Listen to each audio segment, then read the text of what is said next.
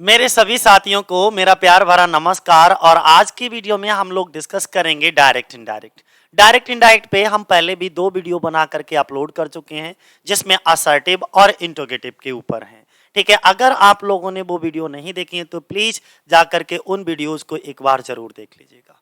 तो चलो, आज की वीडियो में जो चीज हम लोग डिस्कस करने वाले हैं वो है इंपरेटिव सेंटेंस, कि इंपरेटिव सेंटेंस का हम डायरेक्ट से इनडायरेक्ट में कैसे कन्वर्ट करेंगे। चलो फिलहाल शुरुआत करते हैं सबसे पहले इंपरेटिव सेंटेंस की। अच्छा, एक चीज ध्यान रखना, इंपरेटिव सेंटेंस को हिंदी में हम आदेशात्मक वाक्य क्या कहते हैं? आदेशात्मक वाक्य,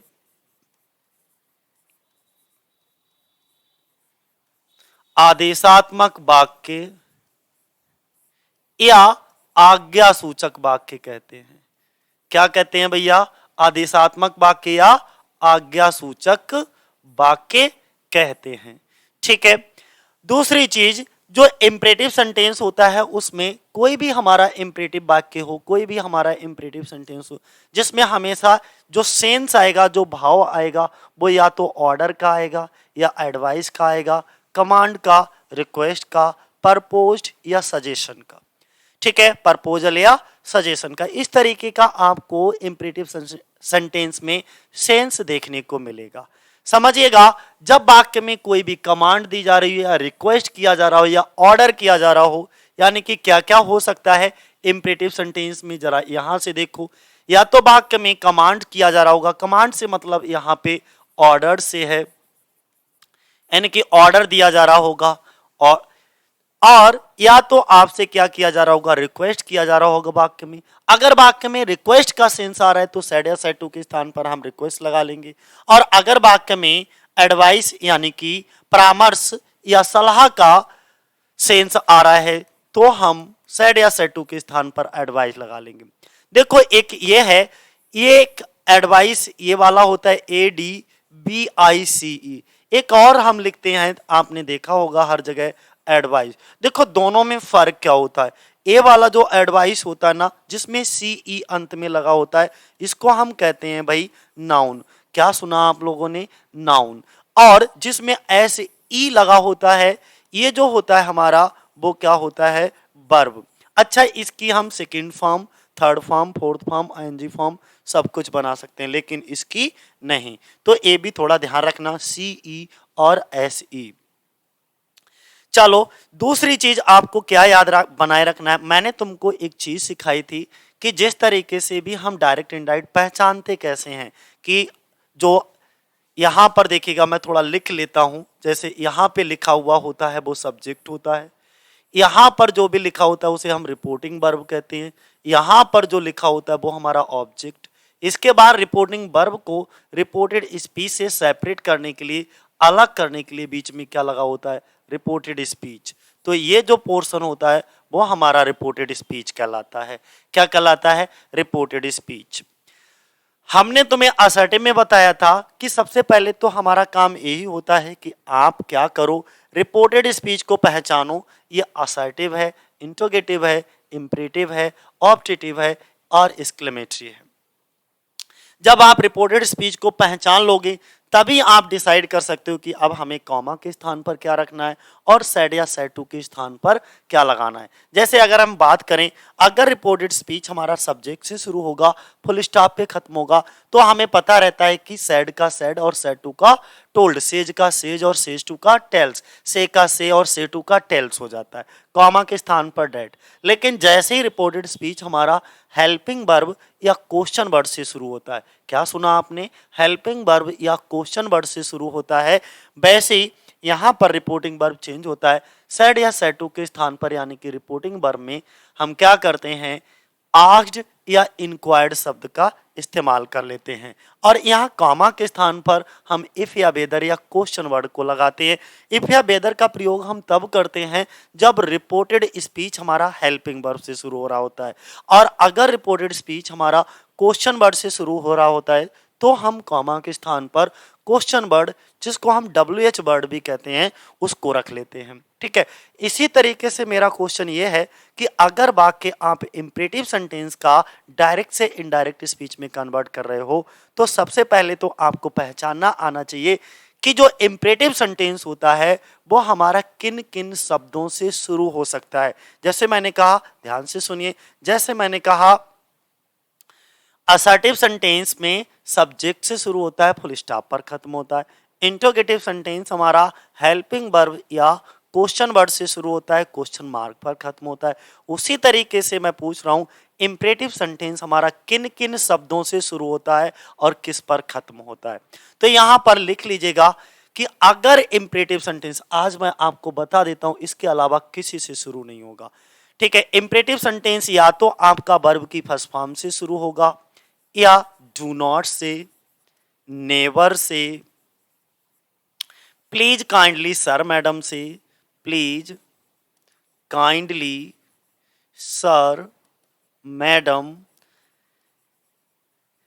यानी कि वर्ब की फर्स्ट फॉर्म से शुरू हो सकता है इंपरेटिव सेंटेंस, डू नॉट से शुरू हो सकता है, नेबर से शुरू हो सकता है, प्लीज काइंडली सर मैडम से शुरू हो सकता है, लेट और लेट अस। ध्यान से समझिएगा। ठीक है, इतने शब्दों से हमारा इंपरेटिव सेंटेंस शुरू होगा और ये खत्म किस पे होगा, ये सभी हमारे फुल स्टॉप पे भैया खत्म हो जाएंगे। क्या समझाया हमने, ये सभी हमारे फुल स्टॉप पर खत्म हो जाएंगे। ठीक है, अब हमने तुम्हें बताया, जब भी देखो इतनी चीज हमें जरूर ध्यान बनाए रखना है, अगर वर्ब की first form do not, never, please kindly sir madam, let और लेटर से शुरू है इंपरेटिव सेंटेंस, तो हम क्या करते हैं, जो कॉमा है कॉमा के स्थान पर टू, और जो रिपोर्टिंग वर्ब है यहां पर according to sense, what is the sense of the reported speech, आखिर रिपोर्टेड स्पीच का सेंस क्या है, भाव क्या है, यानी कि सेंटेंस के अर्थानुसार, सेंटेंस के भाव के अनुसार हम यहां पर रख लेते हैं। मान लीजिए अगर सेंटेंस में ऑर्डर दिया जा रहा है, ठीक है, तो हम यहाँ पे ऑर्डर्ड या कमांडेड वर्ड का इस्तेमाल कर लेंगे। अगर वाक्य में डू नॉट दिया जा रहा है तो कॉमा के स्थान पर नॉट टू, और यहां पर अकॉर्डिंग टू सेंस, ऑर्डर है तो ऑर्डर्ड, रिक्वेस्ट है तो रिक्वेस्ट, ठीक है, इसका एडवाइस है तो एडवाइस। अब एक और अच्छी चीज है, अगर आप मान लो इस तरीके के रूल से नहीं बनाना चाहते हो डू नॉट वाले वाक्यों को, तो डू नॉट को हटाओ, सेड या सेड टू के स्थान पर फॉरबिड, फॉरबिड भी लगा सकते हो। ठीक है, नेबर वाले में आप क्या करोगे, सेड या सेड टू के स्थान पर एडवाइस का इस्तेमाल करोगे, क्योंकि नेबर वाले वाक्यों में हमेशा क्या दिया जाएगा, आपको सलाह का सेंस निकलेगा। अच्छा, प्लीज काइंडली सर मैडम से जब भी वाक्य शुरू होगा दोस्तों, तो प्लीज, प्लीज अपने आप में एक मैजिक वर्ड है, एक जादू का काम करता है। किसी को अगर गुस्सा आ भी रहा होता है और आप प्लीज वर्ड का इस्तेमाल करते हो, तो आप देखिएगा उसका गुस्सा कम हो जाता है। या मान लो मैंने कहा कि कोई चीज आपको लेना है किसी से, ठीक है, तो आप क्या करते हो, प्लीज यार ऐसा काम कर दो या ये चीज हमको दे दो, तो वो आपको जो बोलने का लहजा है, आपको जो कहने का तरीका है, वो बहुत खूबसूरत और अच्छा हो जाता है। इस इट मीन्स क्या है, जब भी आपसे कहीं पर भी प्लीज, काइंडली, सर मैडम शब्द लगे हों, तो समझ लीजिएगा सेंटेंस में रिक्वेस्ट किया जा रहा है। क्या किया जा रहा है, रिक्वेस्ट। लेट वाले वाक्यों में अकॉर्डिंग टू सेंस, लेट एक प्रकार की वर्ब होती है और इसके बाद हमेशा ऑब्जेक्टिव केस आता है। लेटस वाले वाक्यों में सेड या सेड टू के स्थान पर प्रपोज्ड या सजेस्टेड का इस्तेमाल करते हैं, और कॉमा के स्थान पर डेट, लेटस को बी शुड, यू शुड और दे शुड में बदल देते हैं। मैं जरा कहीं पर पूरा पेज खाली मिलेगा, फिर भी मैं यहीं पे बता देता हूं, ध्यान से सुन लेना, ठीक है, प्यार से सुन लेना, कोई जल्दबाजी नहीं है, सब कुछ समझ आएगा। देखो, जब भी वर्ब की फर्स्ट फॉर्म से शुरू होगा तो ये जो कॉमा है, कॉमा के स्थान पर हम लगा लेंगे, यहां पर देखिएगा, कॉमा के स्थान पर हम लगा लेंगे टू। क्या लगा लेंगे, टू। डू नॉट से शुरू है तो डू नॉट वाले वाक्यों में भी हम कॉमा के स्थान पर क्या लगा लेंगे, टू। नेबर वाले वाक्यों में नेबर को हटाते नहीं बल्कि नेबर को लिख लेंगे और नेबर के बाद टू लगाएंगे। क्या कहा हमने, नेबर को हटाते नहीं बल्कि नेबर के बाद टू लगाएंगे, नेवर टू। अच्छा, ऐसा हम क्यों करते हैं, क्योंकि अगले वाक्य को हमें इन्फिनेटिव बनाना रहता है। अर्थात टू प्लस वर्ब की फर्स्ट फॉर्म देना होता है। ठीक है, क्या बनाना रहता है, आपने क्या सुना, इन्फिनेटिव, इसलिए ऐसा करते हैं। प्लीज काइंडली सर मैडम जैसे शब्दों को बिल्कुल हटा देते हैं और इनको हटाकर भी कॉमा के स्थान पर क्या लगाते हैं, टू। लेट वाले वाक्यों में भी हम क्या करते हैं, जो जितने भी वाक्य हमारा लेट से शुरू होते हैं वहां पर भी वाक्य को जोड़ने के लिए टू और टू लेट। अच्छा, ध्यान से टू लेट का प्रयोग जरा ध्यान से करिएगा। अच्छा, कभी कभी आप लोगों ने देखा होगा कि इस तरीके से एक शब्द लिखा रहता है और मकान के आगे लिख करके टांग देते हैं टू लेट, जिसका मीनिंग होता है कि कमरा किराए के लिए खाली है। ठीक है ना, तो इसको जरा ध्यान से समझिएगा, टू लेट का मतलब क्या होता है। और यहां पर मैंने ये एग्जांपल इसलिए लिया जिससे तुम्हें याद बना रहे। और अगर मान लो आपने कभी कमरा किराए पर अपने घर के सामने ये लिख करके टांग दिया और एक छोटा सा बच्चा है, बोले लग रहा है अंकल जी ने फिल इन दी ब्लैंक्स भरने के लिए टांगा है, फिल इन दी ब्लैंक्स भरना, और वो आया दौड़ करके फिल इन दी ब्लैंक्स भर करके चला गया। आई तो भाई साहब ये टॉयलेट हो जाएगा, यानी कि मोदी जी का स्वच्छता अभियान बन जाएगा। तो इसको लिखते समय थोड़ा सा सावधानी रखिएगा। ठीक है, अब हमने क्या बताया कि जब भी रिपोर्टेड स्पीच हमारा लेट से शुरू हो तो हम उससे पहले क्या लगा लेंगे, टू। इसके बाद लेटेस्ट से अगर वाक्य शुरू है तो हम क्या करेंगे, कॉमा के स्थान पर डेट। देखो दिख तो रहा ही होगा क्योंकि यहाँ पे जगह नहीं है तो मैं ऐसे ही लिखते जा रहा। फिर एक चीज और समझिएगा, मैं एक चीज और समझाना चाह रहा हूं, यहां पर थोड़ा कलर चेंज कर लूं। यहां पे देखिएगा, फिर मैंने तुम्हें बताया कि मान लो वर्ब की फर्स्ट फॉर्म से शुरू है तो कॉमा के स्थान पर टू, सेड या सेड टू के स्थान पर ज्यादातर टाइम में या तो ऑर्डर्ड आएगा, बोले सर क्या, या तो ऐसे वाक्यों में ऑर्डर किया जा रहा होता है या एडवाइज्ड। अब आप सेंटेंस को पढ़ करके पता लगेगा कि उस वाक्य में आदेश दिया जा रहा हो तो सेड या सेड टू के स्थान पर ऑर्डर्ड लगा लेना। अगर वाक्य में सलाह दी जा रही है तो उस वाक्य में सेड या सेड टू के स्थान पर एडवाइस लगा लेना। डू नॉट वाले वाक्यों में ध्यान बनाए रखिएगा, डू नॉट को हटाओ, सेड या सेड टू के स्थान पर फॉरबिड लगाओ। अच्छा, फॉरबिड की कहानी क्या होती है, फॉरबिड वर्ब की सेकंड फॉर्म होती है। मैंने क्या बताया, फॉरबिड वर्ब की सेकंड फॉर्म होती है और जिसका मीनिंग होता है दोस्तों मना करना। मैंने क्या कहा, मना करना। इसकी फर्स्ट फॉर्म होती है फॉरबिड, इसकी फर्स्ट फॉर्म होती है फॉरबिड और इसकी थर्ड फॉर्म होती है फॉरबिडिन। क्या होती है, फॉरबिडिन। अब आप ये समझिएगा कि जब ये है तो फॉरबिड का ही मतलब मना करना है तो हमें फिर डू नॉट की जरूरत नहीं होगी, इसीलिए सीधे सीधे आपको रूल बताया जाता है। वैसे मैं यही कहूंगा, ये फिलहाल दो तरीके से बन जाएगा, लेकिन मैं आपको ये सलाह दूंगा कि सीधे सीधे डू नॉट को हटाओ, सेड या सेड टू के स्थान पर क्या लगा दिया करो, फॉरबिड लगा दिया करो। ठीक है, क्या लगा दोगे, फॉरबिड। नेबर वाले वाक्यों में मैंने क्या बताया, एडवाइज। हमेशा ज्यादातर टाइम में, मैक्सिमम टाइम में एडवाइस दिया जाता है, तो जब भी वाक्य नेवर से शुरू हो तो सेड या सेड टू के स्थान पर क्या लगेगा, एडवाइज्ड। ये टेबल कहीं पर लिख लीजिएगा, मजा आ जाएगा आपको। ठीक है, बहुत कुछ जो अब तक तुम्हें इंपरेटिव सेंटेंस को बनाने में कंफ्यूजन होता था, आज के बाद कभी कंफ्यूजन नहीं होगा। देखो प्लीज काइंडली सर मैडम से अगर कोई इंपरेटिव सेंटेंस शुरू है तो समझ लीजिएगा वो वाक्य हमारा, उस वाक्य में जो सेंस आ रहा है वो रिक्वेस्ट का, क्योंकि प्लीज और काइंडली वर्ड आप जो एप्लीकेशन लिखते हो ना प्रिंसिपल के लिए या कहीं पर भी, तो एक लाइन लिखते हो, kindly grant me leave for 3 days। It means आप क्या कर रहे हो, रिक्वेस्ट कर रहे हो। तो चाहे प्लीज आए, चाहे काइंडली आए, चाहे सर आए, चाहे मैडम आए, ये चारों शब्द रिक्वेस्ट को भाव रखते हैं, तो सेड या सेड टू के स्थान पर क्या लगा लेंगे भैया, रिक्वेस्टेड लगा लेंगे। लेट वाले वाक्यों में हमने क्या बताया कि according to sense. According to sense का मतलब हुआ what is the sense of the reported speech. जो हमारा आरएस है, जो हमारा रिपोर्टेड स्पीच है, उसका भाव क्या है। मान लीजिए ऑर्डर दिया जा रहा है तो ऑर्डर लगा लेंगे, एडवाइज है तो एडवाइज, और रिक्वेस्ट है तो रिक्वेस्टेड। इसी तरीके से लेटेस्ट वाले वाक्यों में सेड या सेड टू के स्थान पर परपोज टू, PROPOSED, परपोज्ड टू या सजेस्टेड टू, परपोज टू या सजेस्टेड टू, परपोज टू या सजेस्ट टू। ठीक है, तो हम क्या करते हैं, परपोज टू या सजेस्टेड टू का हम क्या कर लेंगे, प्रयोग कर लेंगे, ठीक है, प्रपोज टू या सजेस्टेड टू।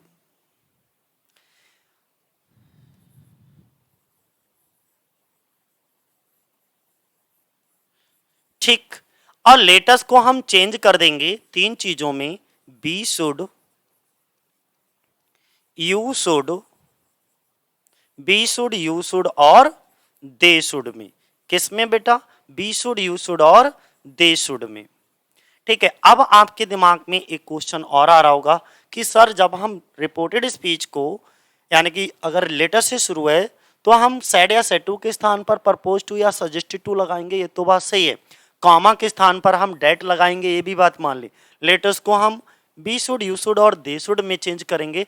तो अब हम आप ये भी बता दीजिए कि कब हम लेटर्स को बी शुड में चेंज करेंगे, कब हम यू शुड में और कब हम दे शुड में। तो ध्यान से सुनिएगा, यदि रिपोर्टिंग वर्ब का सब्जेक्ट या ऑब्जेक्ट दोनों में से कोई एक फर्स्ट पर्सन में दिख जाए, यानी कि फर्स्ट पर्सन का प्रोनाउन हो, तो हम बी शुड लगाएंगे, और दोनों में से कोई एक सेकेंड पर्सन और दूसरा थर्ड पर्सन, यानी कि सेकेंड और थर्ड पर्सन का कॉम्बिनेशन हो, तो हम क्या लगाएंगे? यू शुड लगाएंगे।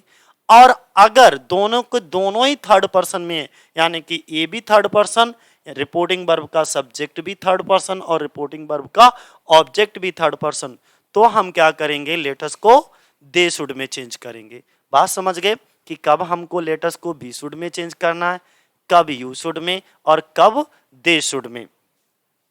चलो, ये नॉर्मली मैंने ज्यादातर रूल्स आपको बता दिए, फिर भी एक बार मैं तुम्हारे नोट्स के लिए यहां पर सारी चीजें क्लियर कर देता हूं। एक चीज और बता दूं कि इंपरेटिव वाक्यों में सब्जेक्ट यू होता तो है, लेकिन यू क्या करता है? वो छुपा रहता है। क्या करता है? वो छुपा रहता है। ठीक है, चलो अब विशेष बात क्या है, तो ये तो समझ में आ गया, कमांड, रिक्वेस्ट, एडवाइस, ये सब होते हैं। लेट वाले वाक्यों में लेट के प्रयोग के आधार पर निवेदन, यानी कि रिक्वेस्ट विद लेट, लेट से भी हम कभी कभी रिक्वेस्ट करते हैं। जिन वाक्यों में कमांड्स यानी कि आदेश का बोध होता है, उसमें रिपोर्टिंग वर्ब सेड या सेड टू के स्थान पर आस्क्ड या ऑर्डर्ड भाव के अनुसार बदला, आप वहां पर आस्क्ड या ऑर्डर्ड दोनों में से किसी एक का इस्तेमाल कर सकते हो, आप इसको प्रीफर करना ऑर्डर्ड को। ऐसे वाक्यों में सब्जेक्ट यू रहता है लेकिन वो छुपा रहता है। ठीक है, नेक्स्ट, ऐसे वाक्यों में कॉमा के स्थान पर डेट, इफ या वेदर इनका प्रयोग नहीं करते हैं। कॉमा के स्थान पर क्या लगाते हैं? टू। कॉमा के स्थान पर क्या लगाते हैं भैया? टू। ये सब बातें हम बता चुके हैं, फिर भी यहां पर समझिए। अब एग्जाम्पल आए हैं, एग्जाम्पल को थोड़ा समझ लीजिए। मैंने बताया, यहां पर देखिएगा, थोड़ा सा बड़ा जूम कर लेता हूं एग्जाम्पल्स को। हाँ, दिख भी रहा होगा। अच्छा, हमने बताया एग्जाम्पल में पहला, the teacher said to the boys. देखो द टीचर में यहाँ पे द टीचर क्या है? इसको हम भाई सब्जेक्ट कहते हैं। कोई भी तुमसे पूछे ये क्या है, तो ये भाई हमारा सब्जेक्ट है। तो ये क्या है? ये हमारा रिपोर्टिंग वर्ब कहलाता है। ये वाला रिपोर्टिंग वर्ब का ऑब्जेक्ट कहलाता है। ये कामा होता है यहाँ पे लगा हुआ, और जो इन्वर्टेड कॉमा के अंदर लिखा होता है ये पूरा पोर्शन, इसको हम रिपोर्टेड स्पीच कहते हैं। क्या कहते हैं? Reported speech. अब देख लो, the teacher said to the boys get out from the class. अच्छा, दोनों में से रिपोर्टिंग वर्ब का सब्जेक्ट देखो और रिपोर्टिंग वर्ब का ऑब्जेक्ट देखो ध्यान से। दोनों में से बड़ा कौन? चाहे रैंक में यानी कि पद में, चाहे उम्र में, तो टीचर जो है वो बड़ा होगा और उनके जो स्टूडेंट होंगे वो छोटे होंगे। तो जो बड़ा होगा वो अपने विद्यार्थियों को ऑर्डर भी कर सकता है और एडवाइस भी दे सकता है। अब हमें क्या पता लगेगा? क्योंकि ये देखो वर्ब की फर्स्ट फॉर्म से शुरू है। हमने कहा जब भी वाक्य वर्ब की फर्स्ट फॉर्म से शुरू होगा तो सेड या सेड टू के स्थान पर या तो ऑर्डर्ड लगाओगे या एडवाइस लगाओगे। तो gate out from the class, मेरी कक्षा से बाहर हो जाओ, इसमें भाई सलाह तो नहीं दी जा रही, सीधे टीचर अपने लड़कों को क्या कर रहा है? ऑर्डर कर रहा है। अच्छा, ऑर्डर और एडवाइस में फर्क क्या होता है? मैंने क्या बताया भैया? ऑर्डर और एडवाइज में फर्क क्या होता है? दोनों में फर्क सिर्फ इतना होता है, ऑर्डर को आपको मानना ही पड़ेगा, वो आपकी मर्जी पे डिपेंड नहीं करता। मान लीजिए प्रिंसिपल ने तुम्हें कॉलेज से रिस्ट्रिकेट करने का ऑर्डर दिया तो तुम्हारा मन हो या ना हो रिस्ट्रिकेट होने का, आपको उनका ऑर्डर मानना ही पड़ेगा। एडवाइस क्या होता है, वो तुम्हारे मन पर डिपेंड करता है। किसी के द्वारा दी गई सलाह को अगर अच्छी लगे तो मान भी सकते हो, और अगर अच्छी नहीं लगती है तो आप उसे डिनाई भी कर सकते हो, मना भी कर सकते हो। ठीक है, तो बस बेसिक सा फर्क इतना ही होता है। ऑर्डर क्या होता है, मानना ही पड़ता है। एडवाइस हमारे मन पर डिपेंड करता है, हम उसे मान भी सकते हैं और नहीं भी मान सकते हैं। तो हमने क्या बताया, ये वर्ब की फर्स्ट फॉर्म से शुरू है। जब ये वर्ब की फर्स्ट फॉर्म से शुरू है तो सेड या सेड टू के स्थान पर बताओ क्या लगाएं, क्या लगाएंगे हम। हमने कहा गेट आउट फ्रॉम दी, तो ऑर्डर दिया जा रहा है तो सीधी सी बात यहां पे भैया ऑर्डर्ड रख लो। दोनों वाक्यों को जोड़ने के लिए कॉमा के स्थान पर डेट लगाते हैं, बोले नहीं वो तो असर्टिव में लगता है। इफ या वेदर या क्वेश्चन वर्ड लगाते हैं, बोले नहीं वो तो इंट्रोगेटिव में लगता है। तो हमने कहा क्या लगाओगे, बोले सर इंपरेटिव का है तो टू लगाएंगे। तो कॉमा के स्थान पर क्या लगा लोगे, टू। बस बाकी पूरा वाक्य ऐसे ही उतार दोगे, कहीं कुछ चेंजिंग करने की जरूरत नहीं है। दूसरा देखो, अच्छा इस बात से परेशान मत होना, क्या होता है ये रिपोर्टेड स्पीच पहले दे रखा है, इसके बाद रिपोर्टिंग वर्ब दे रखा है, तो उससे कोई फर्क नहीं पड़ता है। ठीक है, अब यहां पे देखो कॉल दी फर्स्ट विटनेस, पहले गवाह को बुलाओ, तो ये भी वर्ब की फर्स्ट फॉर्म से शुरू है। और कह कौन रहा है ये बात, जज साहब कह रहे हैं, सैड दी जज, जज ने कहा। तो दी जज अब क्या करेगा, जज सलाह तो नहीं देगा, ऑर्डर करेगा सीधी सी। तो जज ने क्या करा, ऑर्डर किया। और कॉमा, तो जब ऑर्डर का सेंस आ रहा है तो हम सेड या सेड टू के स्थान पर क्या लगा लेंगे, ऑर्डर्ड लगा लेंगे। तो दी जज ऑर्डर्ड, दोनों वाक्यों को जोड़ने के लिए कंजक्शन वर्ड यानी कि कनेक्टिंग वर्ड क्या लगा लेंगे, टू, टू कॉल। और जैसे टू प्लस वर्ब की फर्स्ट फॉर्म, ये कॉम्बिनेशन बनना चाहिए इंपेरेटिव में। ठीक है, इन्फिनेटिव का टू प्लस B1 यानी कि इन्फिनेटिव का कॉम्बिनेशन बनना चाहिए। तो टू ये हो गया, और कॉल हमारी क्या है, वर्ब की फर्स्ट फॉर्म। ठीक है, अब यदि आदेश नेगेटिव हो अर्थात डोंट का प्रयोग किया गया हो, तो ऐसे वाक्यों में डू के बाद टू लगाया जाता है, यानी कि डू नॉट को दोनों को हटा करके फॉरवर्ड का प्रयोग करते हुए। अब इसको तुम्हें इसके रूल से पढ़ोगे तो मजा नहीं आएगा, मैं तुम्हें अपनी तरफ से बताता हूं। जब भी रिपोर्टेड स्पीच हमारा डू नॉट से शुरू हो तो सीधे सीधे अपने दिमाग में एक बात सेट कर लो कि डू नॉट को हटाओ, सेड या सेड टू के स्थान पर फॉरवर्ड लगाओ। तो देखो ये डू नॉट से शुरू है भैया, डू नॉट हट जाएगा, सेड या सेड टू के स्थान पर क्या लगा लोगे, फॉरवर्ड। फॉरवर्ड का मतलब दोस्तों क्या होता है, बोले सर मना करना, तो ही फॉरवर्ड मी। ठीक है, कॉमा के स्थान पर टू और डू नॉट ये पूरा हट जाएगा। एक तो ये तरीका होगा। दूसरा तरीका क्या होगा, अकॉर्डिंग टू सेंस, यानी कि उन्होंने कहा he said to me do not laugh at me, तो इसका मतलब ही ऑर्डर्ड मी या ही आस्क्ड मी, उसने मुझसे कहा नॉट टू, यानी कि डू को हटा करके नॉट के बाद टू, जैसे नेवर टू लगाते हैं वैसे ही नॉट टू। ऐसा हम क्यों करते हैं, नेवर या नॉट के बाद ही टू क्यों लगाते हैं, क्योंकि हमें अगले वाक्य को इन्फिनेटिव बनाना रहता है। क्या बनाना रहता है भैया, to laugh, to plus verb की फर्स्ट फॉर्म, इसलिए हम ऐसा करते हैं। हमने क्या बताया, दोनों तरीके से, एक फॉरवर्ड से भी बना सकते हो, तो तुम्हें डू नॉट बिल्कुल हटा देना है। क्यों हटा देना है, क्योंकि ये खुद में ही नेगेटिव वर्ब है। ठीक है, फिर देखो डू नॉट आ गया, तो डू नॉट को हटाओ, सेड या सेड टू के स्थान पर क्या लगा लो, फॉरवर्ड, कॉमा के स्थान पर टू, और अकॉर्डिंग टू सेंस बनाना है। तो हमने क्या बताया, देखो डू नॉट स्पीक लाउडली, बहुत तेज मत बोलो, तो टीचर लड़कों को शोर मचाने से लिए मना कर रहा है, तेज बोलने से मना कर रहा है, तो इसका मतलब ऑर्डर कर रहा है। तो हमने क्या बताया यहां पर, according to sense, what is the sense of the reported speech, कि आखिर रिपोर्टेड स्पीच का सेंस क्या है। तो यहाँ पे ऑर्डर्ड आ जाएगा, और कॉमा के स्थान पर दोस्तों क्या लगा लोगे, नॉट टू, नॉट के बाद टू। ठीक है, चलो नेक्स्ट। अब रिक्वेस्ट वाले अगर वाक्य आ जाएं, तो मैं तो पहले ही बता चुका हूं यार, जब भी रिक्वेस्ट दिया हो तो आपको पता ही है, प्लीज काइंडली सर मैडम से वाक्य हमारा शुरू होगा, सेड टू के स्थान पर रिक्वेस्टेड का प्रयोग किया जाता है। वाक्य ऐसे किसमें, प्लीज काइंडली सर मैडम जैसे शब्द लगे होंगे। जिस वाक्य में सर मैडम का प्रयोग होता है तो उसे हटा करके रिस्पेक्टफुली का प्रयोग किया जाता है। किसका प्रयोग किया जाता है, सर मैडम जिन वाक्यों में लगा होता है तो आप किसका प्रयोग कर सकते हो, रिस्पेक्टफुली का प्रयोग कर सकते हो। ठीक है ना, बात समझ में आ गया। अब आप इनके भी एग्जाम्पल अच्छे से समझ लीजिएगा। इसका एग्जाम्पल क्या है जरा देखिएगा, बढ़िया सा एग्जाम्पल दे रखा है। यहां पे आपको डायरेक्ट दिख रहा होगा, ये इनडायरेक्ट है, ठीक है। देखो शब्द हमने कहा रिपोर्टेड स्पीच, जब भी प्लीज से शुरू हो तो प्लीज वाले वाक्यों में जो सेंस आता है वो रिक्वेस्ट का आता है, तो सेड या सेड टू के स्थान पर क्या लगा लोगे, रिक्वेस्टेड। वाक्यों को जोड़ने के लिए कॉमा को हटा करके क्या लगा लोगे, टू। गिव मी कौन से पर्सन का, बोले सर फर्स्ट पर्सन का। है क्या, बोले ऑब्जेक्टिव केस, फर्स्ट पर्सन का ऑब्जेक्ट क्या है, फर्स्ट पर्सन का।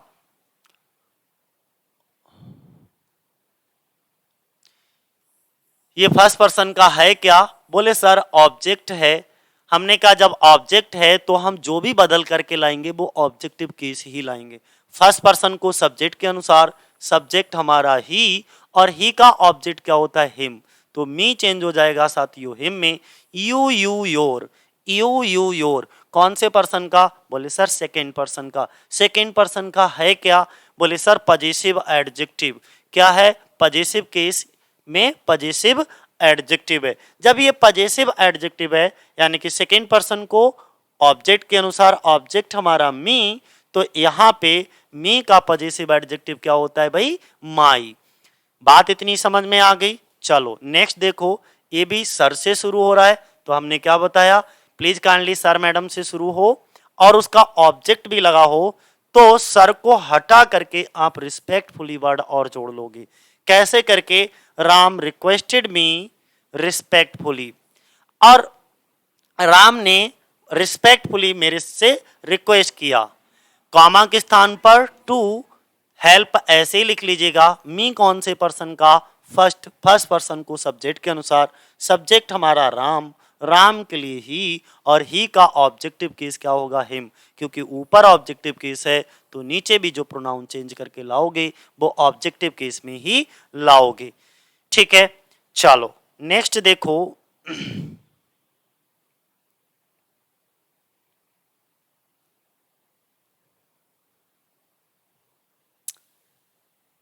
कुछ विशेष ध्यान देने योग्य बातें क्या हैं भाई इसमें। देखो कभी कभी क्वेश्चन के माध्यम से निवेदन किया जाता है, ऐसे वाक्यों में कैन, कुड, विल, वुड का प्रयोग किया जाता है, तो ऐसे वाक्यों को रिक्वेस्ट के समान ही इनडायरेक्ट स्पीच में परिवर्तन किया जाता है।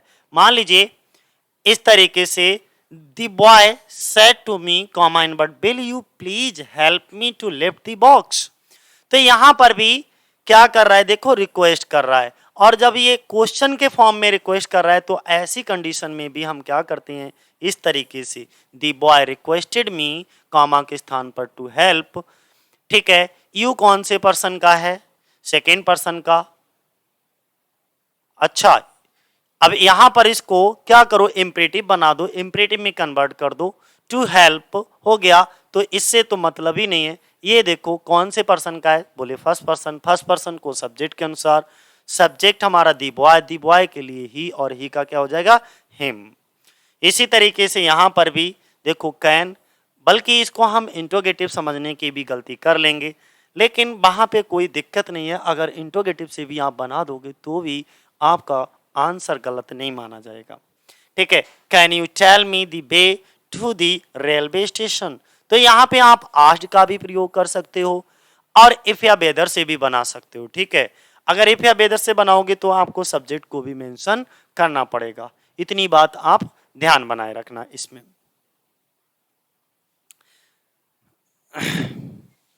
अगला देखिए,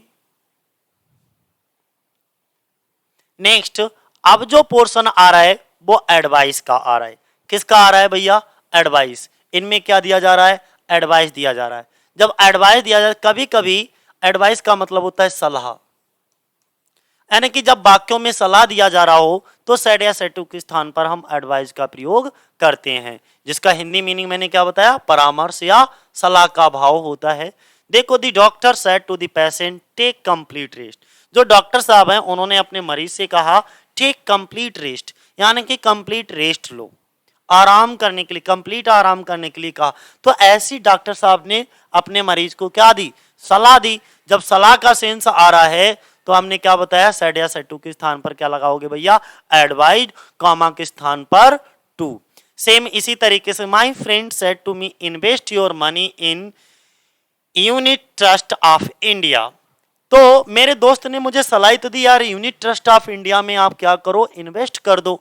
तो यहां पर भी हमें सेंस, रिपोर्टेड स्पीच का जो सेंस है वो काय का मिल रहा है, एडवाइज का, कॉमा के स्थान पर टू।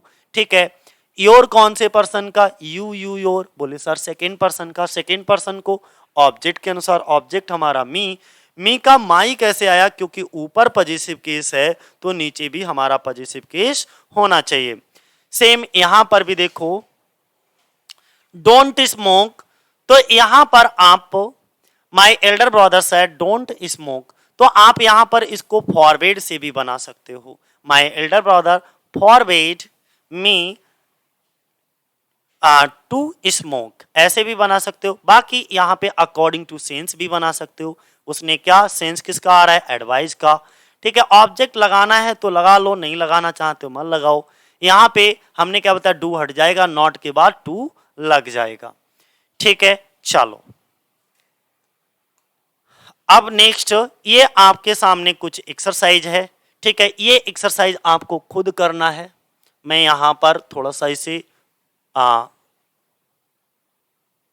ये एक्सरसाइज है।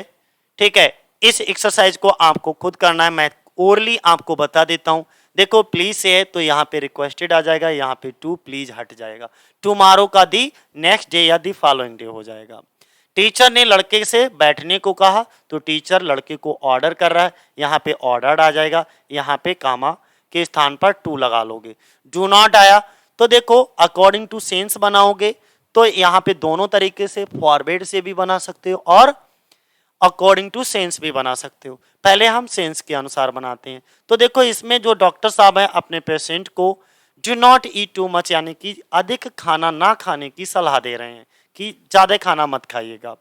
तो यहाँ पे सलाह दे रहे हैं तो एडवाइज हो जाएगा, यहाँ पे टू, और ये डू बिल्कुल हट जाएगा, नॉट के बाद टू लग जाएगा। ठीक है, यानी कि not to eat too much. या हमने सीधी सीधी आपको जुगाड़ बताई थी कि भाई डू नॉट को हटाओ, सेड या सेड टू के स्थान पर फॉरवर्ड लगाओ।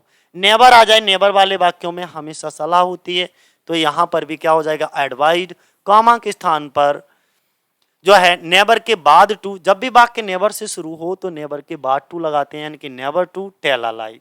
देखो फिर से प्लीज आ गया तो रिक्वेस्टेड, कॉमा के स्थान पर टू, हेयर का देयर कर दीजिएगा। आई फर्स्ट पर्सन का है, सब्जेक्ट के अनुसार बदल लेना, तो आई के स्थान पर सी हो जाएगा। यहां पर भी देखो हमने क्या बताया, जब कुड जो है आपको किसका सेंस देने लगे, रिक्वेस्ट का सेंस देने लगे, तो आप यहां पर इसका रिक्वेस्टेड का प्रयोग कर सकते हो, यहां पर टू लगा सकते हो, फिर ये सब्जेक्ट और हेल्पिंग वर्ब सब कुछ हटा दोगे, यानी कि वर्ब की फर्स्ट फॉर्म से पहले टू लगा करके वाक्य को बना दोगे। आगे वन मोर लेटर, बिफोर का एगो का बिफोर होता है तो बिफोर ऐसे ही रहने दो, यू को चेंज कर लेना, सेकेंड पर्सन का ऑब्जेक्ट के अनुसार, ऑब्जेक्ट हमारा मी का क्या हो जाएगा, आई, क्योंकि ये वर्ब है, वर्ब को अपना क्या चाहिए, सब्जेक्ट। अगला यहां पर भी सेम देखो, जब भी कोई भी इंपरेटिव सेंटेंस हो और इंपरेटिव सेंटेंस का क्वेश्चन टैग लगा हो, तो क्वेश्चन टैग लगे हुए सेंटेंस को देख करके परेशान बिल्कुल नहीं होना है। ठीक है, जब भी इस तरीके के वाक्यों का, क्वेश्चन टैग वाले वाक्यों का जब भी हम डायरेक्ट से इनडायरेक्ट बनाते हैं तो इनको हम बिल्कुल ही हटा देते हैं क्वेश्चन टैग को, बाकी सिंपली वैसे ही बना देते हैं जिस तरीके का ये बनता है। हमने बताया यहां पे सेड टू के स्थान पर क्या आ जाएगा भैया, ऑर्डर्ड आ जाएगा, कॉमा के स्थान पर क्या आ जाएगा, टू आ जाएगा, टू शट दी डोर। ठीक है, और क्वेश्चन टैग बिल्कुल हटा देना, बिल्कुल परेशान नहीं करना है। ठीक है, अपने आप को प्लीज आ गया तो फिर से यहाँ पे रिक्वेस्टेड आ जाएगा, यहाँ पे टू, प्लीज बिल्कुल हटा दीजिएगा, मी को चेंज कर लेना, फर्स्ट पर्सन का है, फर्स्ट पर्सन को सब्जेक्ट के अनुसार, सब्जेक्ट हमारा दी चाइल्ड हो जाएगा। इसी तरीके से यहाँ पर भी भाई ऑर्डर्ड हो जाएगा, यहाँ पर टू हो जाएगा, जो यू योर, सेकेंड पर्सन का पॉजिटिव केस, सेकेंड पर्सन को ऑब्जेक्ट के अनुसार। अब लेकिन पॉजिटिव केस है, यहां पर देखो ऑब्जेक्ट हमारा प्लूरल है और प्लूरल के लिए जो प्रोनाउन लिखते हैं वो दे, देम, तो यहां पे क्या आ जाएगा, देयर वर्क आ जाएगा। ओके, डू योर वर्क का मतलब टू डू देयर वर्क। यहां पर देखिए प्लीज आ गया, फिर से वही चीज है, रिक्वेस्टेड आ जाएगा, टू आ जाएगा, ये हट जाएगा। ठीक, चलो अब लेट और लेटेस्ट दो बचे हैं।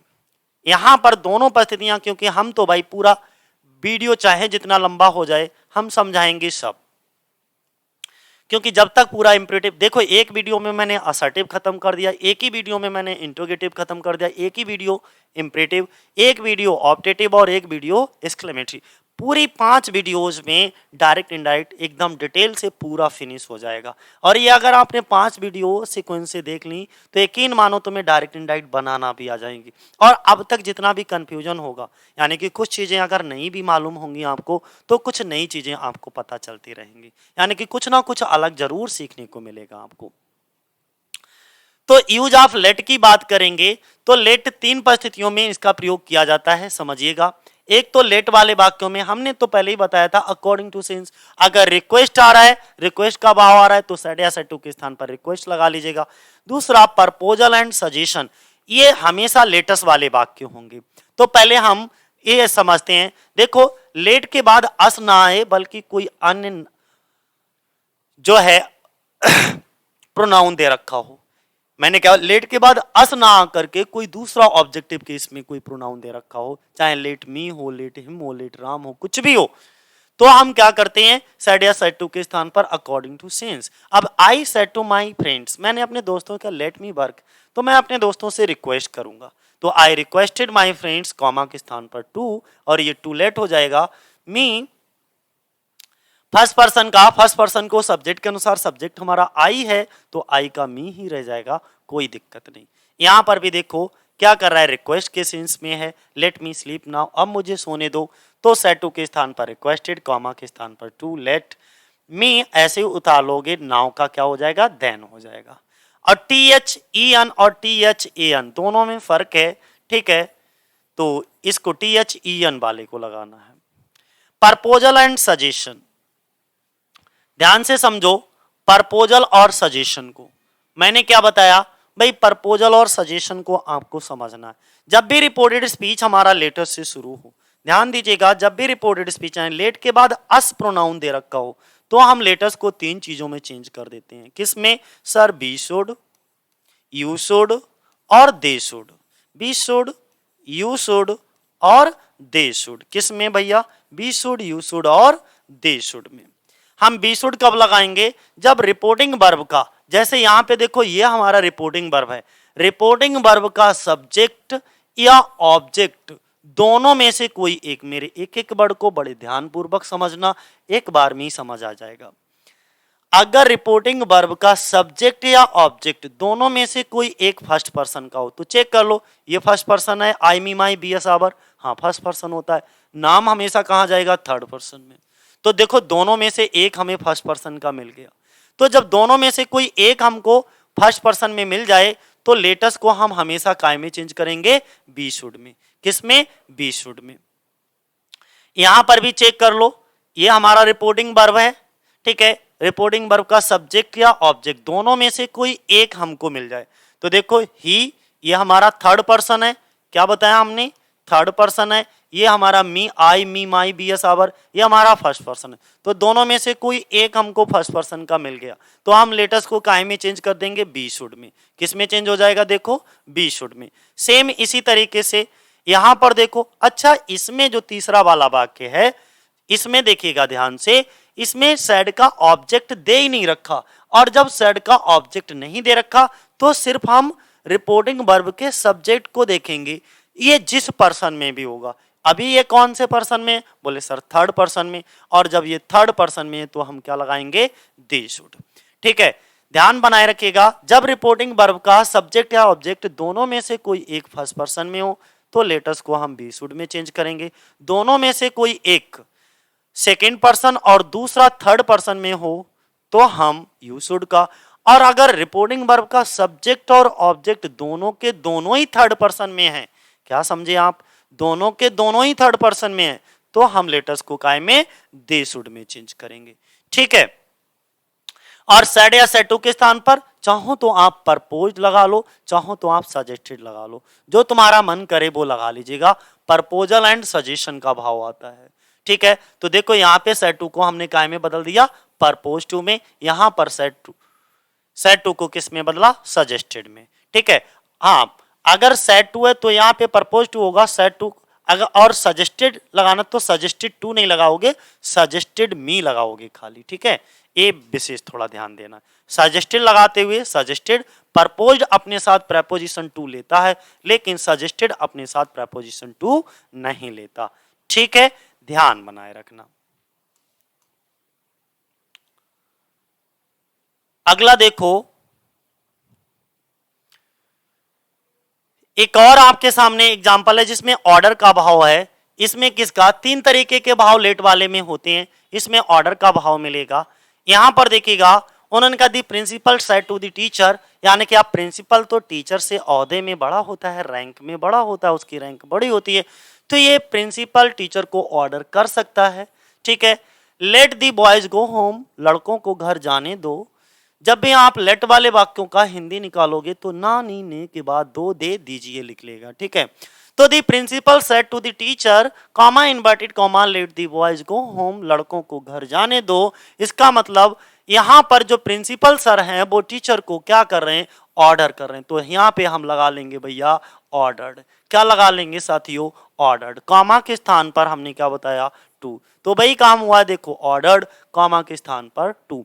और एक चीज मैं तुम्हें बता दूं, कभी कभी एग्जाम में हमारा होम से पहले टू लगा करके एरर डाल देते हैं, और होम से पहले टू जो है प्रीपोजिशन नहीं लगता है, तो ध्यान बनाए रखना। जैसे हम लोग हैप्चुअल होते हैं गो टू होम, तो ऐसा नहीं, go home. Go to house कर सकते हो, अगर होम से पहले कोई पजेसिव एडजेक्टिव लगाओ, गो टू हिज होम भी कर सकते हो, लेकिन खाली होम लिखा है तो आप इससे पहले टू प्रीपोजिशन का प्रयोग नहीं कर सकते, बल्कि ऐसे कर सकते हो, गो टू हिज होम, ये तो लिख सकते हो। यानी कि अगर किसी होम से पहले पजेसिव एडजेक्टिव लगा है तो आप टू का प्रयोग कर सकते हो, लेकिन अगर खाली होम लगा है, इस तरीके से लिखा है, तो आप ऐसी कंडीशन में नहीं कर सकते। ठीक, लेट दी सोल्जर्स गो, यहां पे कैप्टन ऑर्डर कर रहा है, कॉमा के स्थान पर टू, लेट दी सोल्जर्स गो, पूरा ऐसे उतार दोगे। कोई कंफ्यूजन, मुझे लगता है यहां तक यानी कि पूरा का पूरा आपको समझ आ गया होगा। अब कुछ शुड का प्रयोग है।